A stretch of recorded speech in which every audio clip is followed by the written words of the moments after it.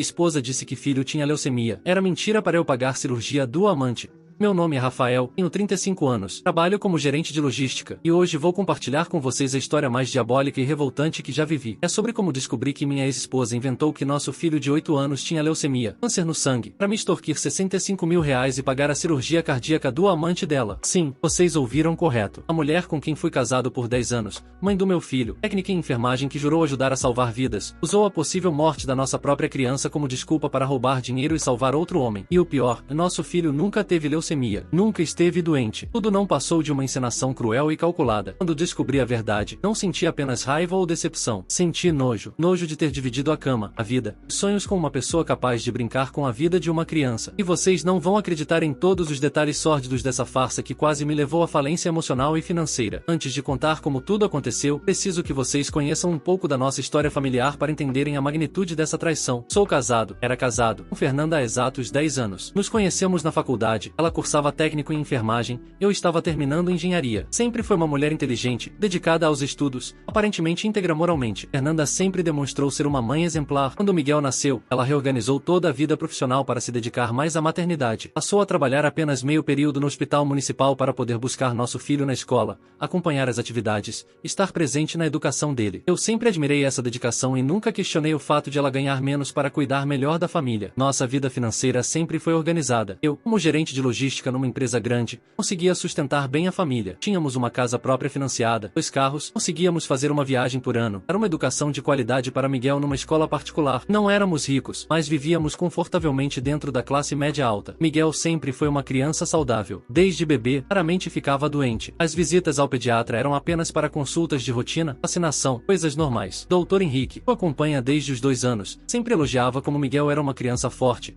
bem desenvolvida, sem problemas de saúde. Isso me dava uma tranquilidade enorme como pai. Por isso, quando tudo começou em maio deste ano, inicialmente não me preocupei muito. Fernanda começou a demonstrar uma inquietação crescente com relação à saúde do Miguel. Comentários sutis no início, e foram se intensificando ao longo dos dias. Rafael, não acha que o Miguel está meio diferente ultimamente? Ela me perguntou numa segunda-feira, enquanto ele estava fazendo lição de casa na mesa da cozinha. Diferente como? Respondi, olhando para nosso filho. Parecia completamente normal, concentrado nos deveres escolares. Sei lá, mais quietinho, menos energia para brincar. E olha a cor dele, não está meio pálido. Observei Miguel com mais atenção. Realmente, talvez estivesse um pouquinho mais pálido que o normal, mas nada alarmante. Era início de maio, outono. Normal as crianças ficarem um pouco mais pálidas com menos sol. Fernanda, ele acabou de voltar das férias escolares. Deve ser cansaço da adaptação, falta da rotina de estudos. E sobre a palidez, é normal nessa época do ano. Pode ser, ela concordou, mas percebi que não ficou totalmente convencida. Nos dias seguintes, Fernanda intensificou os comentários sobre a saúde do Miguel. Dizia que ele estava comendo menos no jantar, e reclamou de dor de cabeça na escola. A professora comentou que ele estava menos participativo nas aulas de educação física. Rafael, estou realmente preocupada. Ela insistiu na quarta-feira. Miguel nunca foi assim. Ele sempre foi cheio de energia. Comia tudo o que colocavam na frente. Agora está apático. Confesso que comecei a ficar preocupado também. Não porque estivesse vendo sintomas alarmantes no Miguel, mas porque Fernanda, como profissional da área da saúde, poderia estar percebendo sinais que eu, leigo, não conseguia identificar. Se você está tão preocupada assim,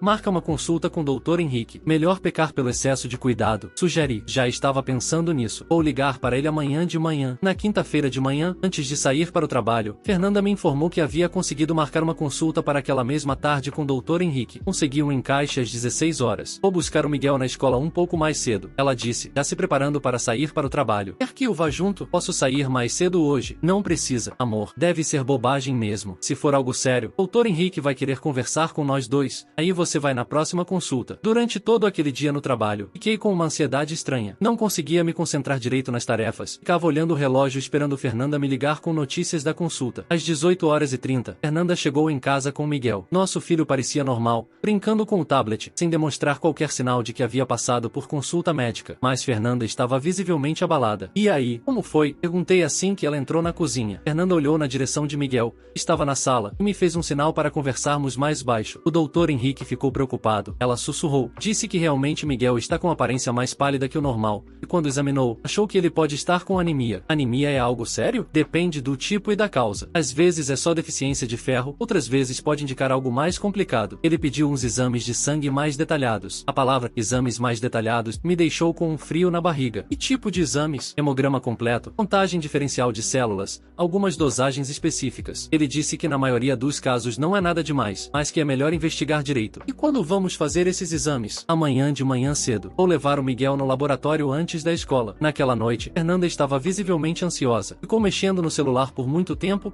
supostamente pesquisando sobre anemia infantil. Eu tentei manter a calma para não passar nervosismo para Miguel, mas por dentro estava preocupado. Pessoal, quando envolve filho da gente, qualquer sintoma vira motivo de desespero, né? Ainda mais quando o médico pede exames. Sexta-feira de manhã, Fernanda acordou mais cedo e levou Miguel para fazer os exames antes dele ir para a escola. Ela disse que os resultados só estariam prontos na segunda-feira à tarde, então teríamos que esperar o fim de semana inteiro. Aquele foi um dos fins de semana mais angustiantes que já vivi. Fernanda estava claramente nervosa, checando o celular constantemente, dizendo que estava pesquisando sobre possíveis diagnósticos. Eu tentava distrair Miguel com atividades normais. Fomos ao parque, assistimos filmes, jogamos videogame, mas por dentro estava consumido pela ansiedade. Fernanda, você está muito nervosa. Será que não é melhor relaxar um pouco? Criança sente quando os pais estão tensos. Comentei no domingo à noite. Eu sei, Rafael, mas é que, na minha profissão, a gente vê muita coisa. Sei que na maioria das vezes exames dão normal, mas quando dá alterado, pode ser complicado. Que tipo de complicação? Prefiro não ficar especulando antes de ter os resultados. Segunda-feira conversamos com o Dr. Henrique. Segunda-feira foi um dia de trabalho improdutivo. Fiquei o tempo todo esperando Fernanda me ligar com os resultados. Às 15 horas, finalmente meu telefone tocou. Rafael, a voz da Fernanda estava embargada. Oi, amor. Chegaram os resultados? Chegaram. Rafael, você pode vir para casa mais cedo? Preciso conversar contigo pessoalmente. Meu coração disparou. Fernanda, fala logo. É grave? Por telefone não. Rafael, por favor, vem para casa. Saí do trabalho imediatamente e corri para casa. No trajeto, minha mente foi passando por todos os cenários possíveis. Anemia grave? Problemas no sangue? Leucemia? A palavra leucemia apareceu na minha cabeça e eu tentei afastá-la imediatamente. Cheguei em casa e encontrei Fernanda na cozinha, com os olhos vermelhos de tanto chorar. Miguel estava na escola ainda. Fernanda, pelo amor de Deus, fala de uma vez o que está acontecendo. Ela respirou fundo e me olhou com uma expressão que jamais vou esquecer. Rafael, os exames do Miguel não estão normais. Dr. Henrique me ligou e pediu para repetir alguns exames e fazer outros mais específicos. Mais específicos como? Rafael, as células brancas do sangue dele estão muito alteradas. O número está muito acima do normal, e o formato delas também não está certo. Senti minhas pernas fraquejarem. O que isso significa? Dr. Henrique não quis dar diagnóstico definitivo ainda, mas ele disse que suspeita fortemente de leucemia linfoblástica aguda. A palavra leucemia ecoou na minha cabeça como uma explosão. Meu filho de 8 anos. Câncer no sangue. A possibilidade de perdê-lo, de vê-lo sofrendo com quimioterapia, internações, todos os horrores que eu conhecia sobre tratamento de câncer infantil. Desabei na cadeira da cozinha e comecei a chorar sem controle. Fernanda, em certeza? Não pode ser erro de laboratório? Por isso ele quer repetir e fazer exames mais específicos. Mas Rafael, pela experiência dele, pela alteração que apareceu, ele acha muito provável que seja leucemia mesmo. E tem tratamento? Em cura? Em sim. Leucemia linfoblástica aguda em criança tem taxa de cura alta se tratada rapidamente, mas o tratamento é longo, pesado e muito caro. Não importa o preço, Fernanda. Vamos fazer o que for preciso. Vamos vender tudo se necessário. Eu sei, amor. Por isso preciso te falar sobre os custos. Dr. Henrique já conversou com alguns oncologistas pediátricos. O tratamento completo pode chegar a R$200 mil.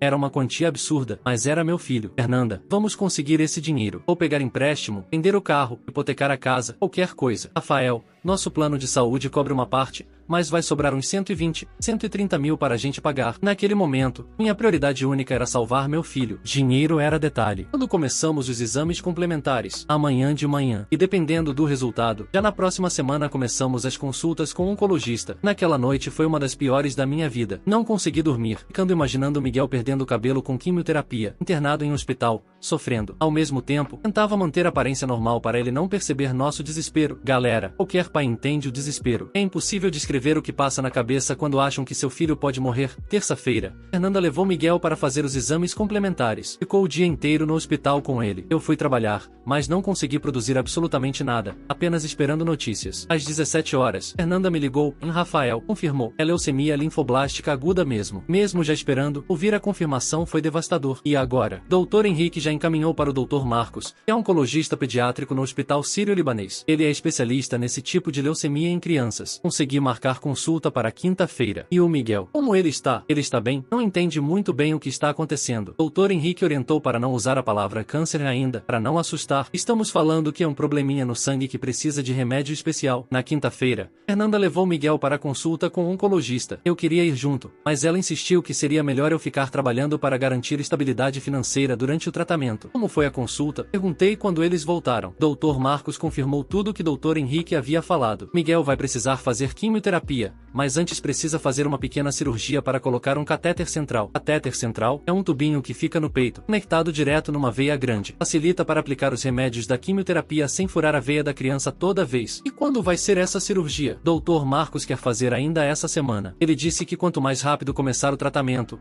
melhor o prognóstico. Quanto custa essa cirurgia? R$25 mil. E ele quer que eu deposite amanhã para garantir a vaga na agenda dele. R$25 mil era muito dinheiro de uma vez, mas era meu filho. Na sexta-feira de manhã, fui ao banco antes do trabalho, aumentei o limite do cartão de crédito e peguei um empréstimo pessoal de R$30 mil.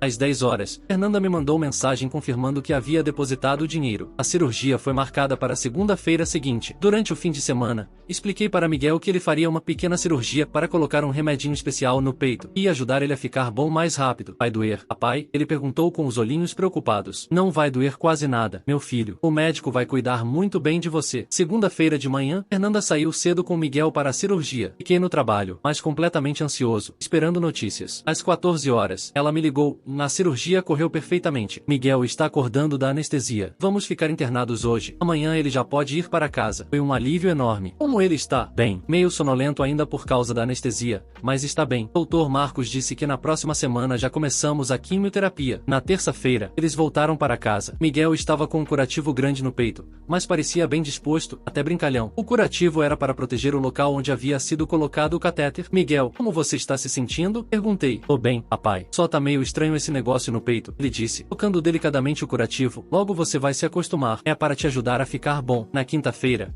Fernanda levou Miguel para começar o primeiro ciclo de quimioterapia. Dr. Marcos havia explicado que seriam várias sessões ao longo de alguns meses, cada ciclo custando entre 15 a 20 mil reais. Precisamos de mais 40 mil para esse primeiro mês de tratamento. Fernanda me informou quando voltaram da primeira sessão. Voltei ao banco, aumentei ainda mais o empréstimo, usei limite especial que nunca havia usado. Era meu filho, não havia escolha. No total, já havia gastado 65 mil reais, em 25 mil da cirurgia e 40 mil do primeiro mês de tratamento. Durante as 2 semanas seguintes, estabelecemos uma rotina em que Fernanda levava Miguel para o hospital todos os dias para receber a medicação. Eu só conseguia acompanhar nos fins de semana por causa do trabalho. Mas uma coisa começou a me intrigar. Miguel não estava apresentando os efeitos colaterais típicos de quimioterapia que eu havia pesquisado na internet. Não estava perdendo o cabelo, não estava enjoado, não estava com imunidade baixa, não estava fraco. Pelo contrário, continuava brincando normalmente, comendo bem, com energia de sempre. Fernanda, não acha estranho o Miguel estar tão bem? Tudo que li sobre quimioterapia em criança fala que elas ficam debilitadas, perdem cabelo. Cada caso é diferente. Rafael, o tipo de leucemia do Miguel e o protocolo que Dr. Marcos está usando são mais modernos, causam menos efeitos colaterais. Além disso, Miguel é uma criança forte. Fazia sentido. Fernanda entendia mais de medicina que eu. O Dr. Marcos era especialista. Se eles diziam que era normal, eu confiava. Mas no fundo, uma pequena parte de mim achava estranho Miguel estar tão normal para uma criança fazendo quimioterapia para câncer. Pessoal, eu estava começando a me endividar seriamente, mas pelo filho a gente faz qualquer sacrifício. Na terceira semana de tratamento,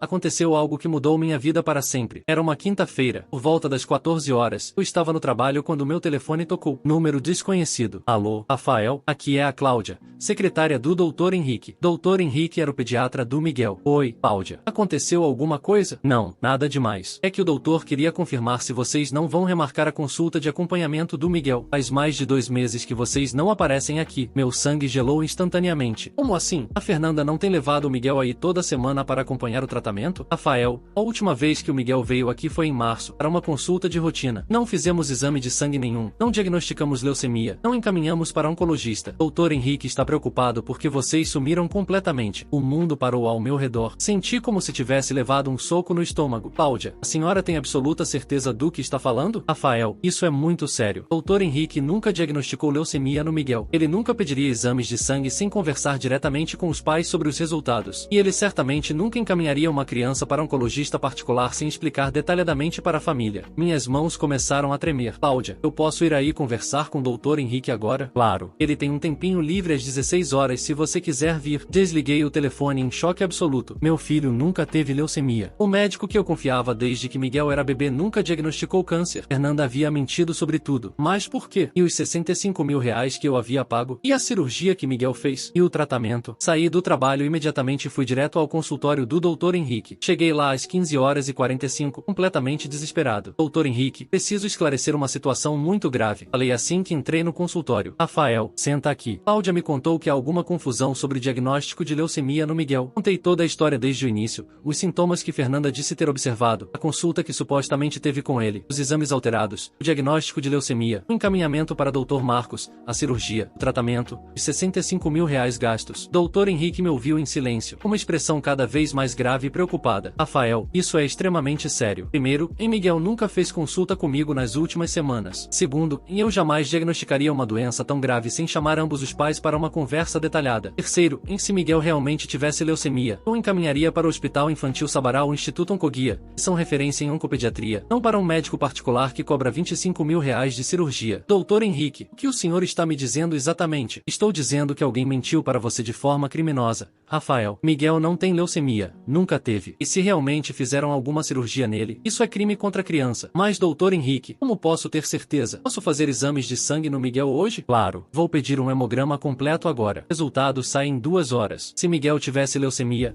apareceria claramente no exame. Fiz os exames de sangue no Miguel naquele mesmo dia. 2 horas depois, Dr. Henrique me ligou. Rafael, o hemograma do Miguel está completamente normal. Ele não tem leucemia, não tem anemia, não tem alteração nenhuma no sangue. É uma criança perfeitamente saudável. Galera, imaginem a confusão mental. Descobrir que seu filho não tem câncer deveria ser alívio, mas descobrir que alguém mentiu sobre isso. Saí do laboratório em estado de choque total. Miguel não tinha leucemia. Nunca teve. Fernanda havia criado uma farsa elaborada para me fazer acreditar que nosso filho estava morrendo de câncer. Mas por quê? Para que servia todo esse dinheiro que eu havia pago? Quem era esse Dr. Marcos? Que cirurgia haviam feito no Miguel? Voltei para casa às 18 horas. Miguel estava assistindo TV, completamente normal. Fernanda estava na cozinha preparando o jantar. Fernanda, precisamos conversar. Agora. Oi, amor. Você chegou cedo hoje. Como foi o trabalho? Fernanda, acabei de sair do consultório do Dr. Henrique. A expressão do rosto dela mudou instantaneamente, e o pânico tomando conta dos olhos dela. Ah, e o que ele queria? Ele queria saber por que Miguel não aparece lá há 2 meses. E sabe o que mais ele me disse? E nunca diagnosticou leucemia no Miguel. Fernanda ficou completamente pálida. Começou a gaguejar. Rafael, deve ter havido algum mal-entendido. Que mal-entendido? Fernanda, você mentiu sobre meu filho ter câncer. Por quê? Onde estão os 65 mil reais que eu peguei emprestado? Que porra de cirurgia fizeram no meu filho? Miguel olhou da sala, assustado com meu tom de voz alterado. Papai, por que você está gritando? Miguel, vai para seu quarto brincar um pouquinho. Papai e mamãe precisam conversar sobre coisa de adulto. Esperei Miguel subir para o quarto e fechei a porta da cozinha. Agora você vai me explicar tudo, Fernanda. E não mente mais uma palavra. Ela começou a chorar compulsivamente. Rafael, eu posso explicar. Não foi bem assim. Explica então. Meu filho tem leucemia ou não tem? Não, não tem. Então por que você mentiu? E foi aí que ela contou a verdade mais revoltante e diabólica que eu já ouvi na vida. Fernanda estava tendo um caso extraconjugal há 8 meses com Bruno Carvalho, de 40 anos, técnico em radiologia que trabalhava no mesmo hospital que ela. Bruno tinha um problema cardíaco congênito grave que havia se agravado recentemente, precisando fazer uma cirurgia de urgência para troca de válvula. Sem plano de saúde adequado e sem dinheiro, ele estava correndo risco de morte. Fernanda havia se apaixonado perdidamente por Bruno e prometido ajudá-lo financeiramente. Como ela não tinha dinheiro próprio e não poderia justificar para mim porque precisava de 65 mil reais para ajudar um amigo, ela arquitetou o plano mais diabólico possível, em fazer eu acreditar que Miguel tinha leucemia. O Dr. Marcos nunca existiu. Era o próprio Bruno se passando por oncologista pediátrico. A cirurgia do catéter que Miguel supostamente fez era na verdade a cirurgia cardíaca que Bruno fez. Os 25 mil da cirurgia e os 40 mil do tratamento foram integralmente para pagar a cirurgia do Bruno no Hospital do Coração. Miguel nunca fez cirurgia nenhuma. O curativo que ele tinha no peito foi colado por Fernanda com esparadrapo comum, apenas para fingir que havia passado por procedimento cirúrgico. O tratamento de quimioterapia diário eram na verdade idas ao parque ou shopping, enquanto Fernanda ficava no hospital acompanhando a recuperação do Bruno. Durante 3 semanas, enquanto eu me endividava e sofria pensando que meu filho ia morrer, Fernanda estava cuidando carinhosamente da recuperação do seu amante, usando o dinheiro que havia roubado de mim. Pessoal, quando ela terminou de contar, eu precisei me segurar para não cometer uma loucura. Fernanda, você me fez acreditar que nosso filho de 8 anos estava morrendo de câncer para pagar a cirurgia do seu amante. Rafael, eu sei que parece terrível, mas o Bruno ia realmente morrer se não fizesse a cirurgia. Eu estava desesperada. Você estava desesperada para salvar seu amante e achou que eu ia financiar a cirurgia dele? Não era bem assim. Eu estava muito confusa, apaixonada. Pensei que depois eu conseguiria devolver o dinheiro de alguma forma. Fernanda, você usou nosso filho. Você me fez sofrer achando que ia perder ele. Você fez Miguel passar por consultas médicas desnecessárias. Rafael, Miguel não sabe de nada. Para ele foram só algumas consultas de rotina. Isso não importa. Você destruiu nossa família, me endividou, brincou com a vida do nosso filho para salvar um homem casado que você mal conhece. Bruno não é casado. Rafael, ele é divorciado há 2 anos. Eu não quero saber da vida pessoal do seu amante. Quero saber como você foi capaz de olhar na minha cara por 3 semanas, me ver sofrendo, me ver pegando empréstimo e continuar com essa mentira. Naquele momento, entendi que estava casado há 10 anos com uma completa estranha. A mulher na minha frente era capaz de usar o próprio filho como moeda de troca, de mentir sobre câncer infantil, de destruir uma família inteira para salvar um amante. Fernanda, você cometeu vários crimes, estelionato, uso de documento falso, sei lá mais o que, e envolveu uma criança nisso. Rafael, podemos resolver isso sem envolver polícia. Eu vou conseguir devolver o dinheiro. Como? Você ganha R$ 2.000 por mês trabalhando meio período. Vai levar 3 anos para devolver R$ 65.000. Bruno disse que vai me ajudar a devolver. Ah, o Bruno vai ajudar? Que gentileza dele. Depois de ser salvo com o meu dinheiro, agora vai colaborar para devolver. Atualização. O que aconteceu depois? Em pessoal, procurei meus direitos. Naquela mesma noite, depois que Miguel dormiu, expulsei Fernanda de casa. Ela foi morar temporariamente na casa da irmã. Na manhã seguinte, procurei um advogado especializado em direito de família e criminal. Dr. Augusto, meu advogado, ficou chocado com a história. Rafael, sua ex-esposa cometeu múltiplos crimes, estelionato qualificado, falsidade ideológica, uso de documento falso e ainda envolveu uma criança na fraude. Isso é muito grave. Registramos boletim de ocorrência no mesmo dia. A investigação foi rápida porque eu tinha todas as provas, comprovantes dos depósitos, mensagens de WhatsApp sobre o tratamento, até os exames de sangue normais do Miguel. Fernanda foi obrigada a confessar tudo em depoimento. Bruno também foi indiciado como coautor do estelionato. Descobrimos que ele realmente havia feito cirurgia cardíaca no Hospital do Coração no exato período que supostamente Miguel estava fazendo quimioterapia. O processo de divórcio foi rápido e brutal para Fernanda. Um crime comprovado envolvendo mentira sobre filho menor. Ela perdeu direito a qualquer partilha de bens, ficou apenas com direito de visitação supervisionada ao Miguel. Foi obrigada a devolver integralmente o dinheiro roubado. Para conseguir os R$ 65.000, Fernanda teve que vender o carro que estava no nome dela, pedir dinheiro emprestado para a família. E até Bruno contribuiu com parte do valor. Aparentemente, o remorso pesou na consciência dele depois que soube dos detalhes da farsa. O hospital municipal onde Fernanda trabalhava a demitiu por justa causa assim que soube do caso. O Conselho Regional de Enfermagem, a COREN, abriu processo ético contra ela por conduta incompatível com a profissão. Uma enfermeira que mente sobre câncer infantil não pode continuar trabalhando na área da saúde. Bruno também perdeu o emprego no hospital. Além de ter participado do golpe, ele havia usado recursos da instituição ou supostamente para consultas do Miguel para fins pessoais. O Conselho Regional de Técnicos em Radiologia também abriu processo contra ele. Miguel e a descoberta da verdade. A parte mais delicada foi explicar para Miguel o que havia acontecido. Com a ajuda de uma psicóloga infantil, decidimos contar uma versão adaptada para a idade dele. Miguel, você se lembra das consultas médicas que fizemos esses tempos? Sim, papai. Era porque eu estava com probleminha no sangue, né? Na verdade, meu filho, descobrimos que você nunca teve probleminha nenhum. Você sempre esteve saudável. A mamãe se confundiu e achou que você estava doente, mas você sempre esteve bem. Então eu não preciso mais tomar remédio? Não, você nunca precisou de remédio. Você é uma criança muito saudável. Miguel aceitou a explicação naturalmente. Para ele, havia sido apenas uma fase estranha onde foi ao médico algumas vezes. Não houve trauma aparente, graças a Deus. A psicóloga recomendou que Miguel fizesse algumas sessões de terapia lúdica preventiva, apenas para garantir que não haveria sequelas emocionais. Hoje, 8 meses depois, ele é uma criança completamente normal e feliz. 2 semanas após a descoberta, decidi confrontar Bruno pessoalmente. Queria olhar nos olhos do homem que quase destruiu minha família. Fui até o apartamento dele, a endereço que consegui através do processo. Quando ele abriu a porta, estava claramente constrangido. Você deve ser o Rafael, ele disse, sem conseguir me olhar diretamente. Sou. Queria conversar contigo sobre essa situação toda. Olha, Rafael, eu sei que foi terrível, mas quero que você saiba que eu não sabia que a Fernanda tinha inventado que seu filho tinha câncer. Como assim não sabia? Você se passou por médico oncologista? Não, cara. Fernanda me disse que você havia concordado em me ajudar com a cirurgia. Você era uma pessoa solidária que queria ajudar alguém em necessidade. Nunca soube da história da leucemia. E a farsa do Dr. Marcos? Fernanda disse que você preferia acreditar que estava pagando tratamento médico ao invés de ajuda ajuda direta? Por questão de orgulho. E era mais fácil para você aceitar assim. Por mais incrível que pareça,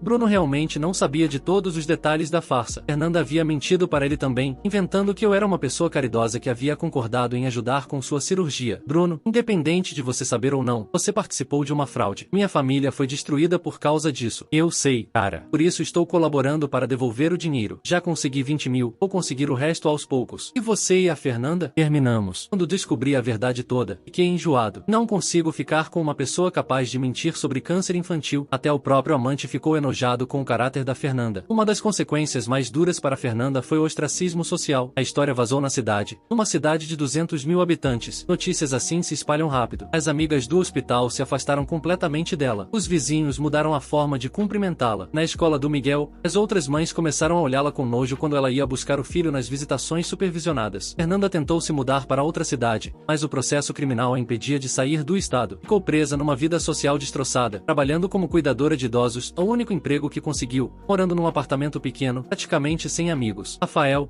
será que você não pode pedir para retirarem a queixa? Ela me ligou chorando 3 meses depois. Está sendo muito difícil reconstruir minha vida. Fernanda, você brincou com a vida do nosso filho. Não existe perdão para isso. Hoje, Miguel tem 9 anos e sabe uma versão mais completa da verdade, adaptada para sua idade. Sabe que a mãe se confundiu muito e por isso eles não moram mais juntos. Não demonstra ressentimento em relação a Fernanda, mas é visivelmente mais apegado a mim. Nas visitas supervisionadas, a 2 vezes por mês, por 4 horas, sempre com acompanhamento de assistente social, Miguel trata Fernanda educadamente, mas sem a intimidade que tinham antes. É como se subconscientemente ele soubesse que alguma coisa estava errada. Papai, por que a mamãe não mora mais com a gente? Ele perguntou algumas vezes. Porque às vezes os adultos fazem escolhas que machucam a família. Miguel, a mamãe fez escolhas que não foram boas para nossa família. Ela pode voltar um dia? Não, meu filho. Mas ela sempre será sua mãe, e você pode vê-la nas visitas. Miguel aceita a situação naturalmente. Para ele, o que importa é ter estabilidade, carinho, e saber que está seguro. Hoje, 10 meses depois da descoberta, Miguel e eu construímos uma nova rotina familiar. Ele estuda numa escola particular, faz natação 2 vezes por semana, tem acompanhamento psicológico preventivo, e é uma criança feliz e saudável. Financeiramente, consegui me recuperar. Quitei os empréstimos com o dinheiro que Fernanda devolveu, e minha vida voltou ao normal. Inclusive, consegui economizar o dinheiro que estava gastando com Fernanda e agora consigo proporcionar ainda mais atividades e experiências para Miguel. Não estou namorando ninguém ainda. Minha prioridade total é a reconstrução da nossa família de 2. Miguel precisa de estabilidade emocional. Eu preciso recuperar a confiança para me relacionar novamente. Fernanda cumpriu pena alternativa, a prestação de serviços comunitários, devolveu integralmente o dinheiro,